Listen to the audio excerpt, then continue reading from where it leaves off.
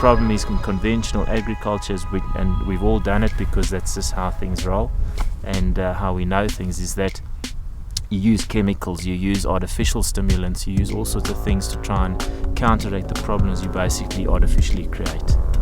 And you've got to get nature back into balance where it can balance itself.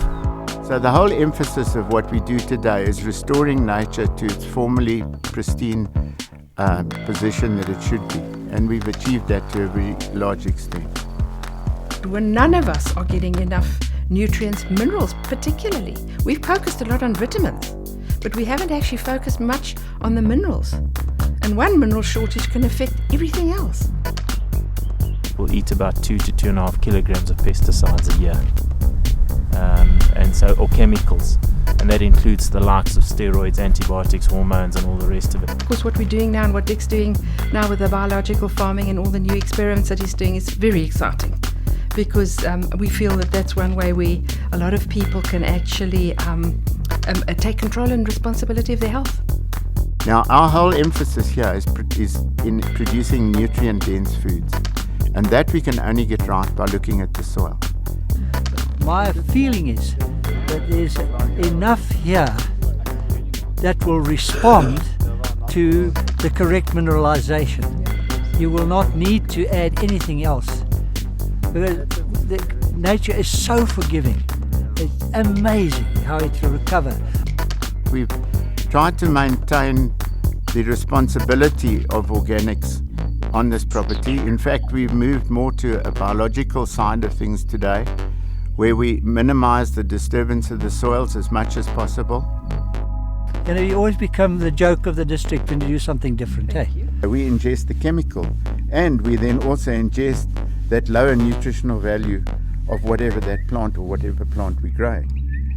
So we pay the price twice, and that's why we don't have any resistance anymore.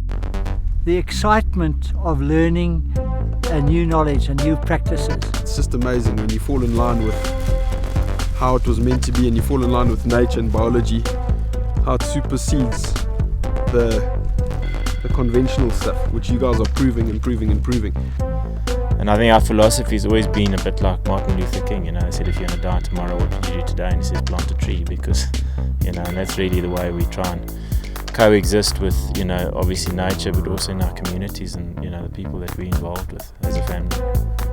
I keep saying to the farmers, unless your neighbours are saying you are mad, you are not far enough ahead.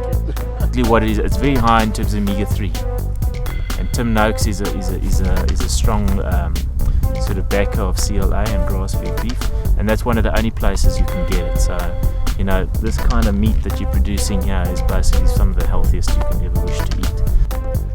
I have seen so many things which are new to me, and I'm going to give the information to the people in Lesotho so that we can improve our lives. Thank you. Because this is all about looking after your resource. Our whole process of farming here is about stewardship. It's about what we do today, is it sustainable for tomorrow? And that's really the whole focus in everything that we're basically doing. Key focuses and sort of visions for the future is that the consumer around the table can say, listen, I want to know where my food's come from, I want to see where it's grown, and there's complete transparency from literally when the animal's born to when the animal is basically, utilized.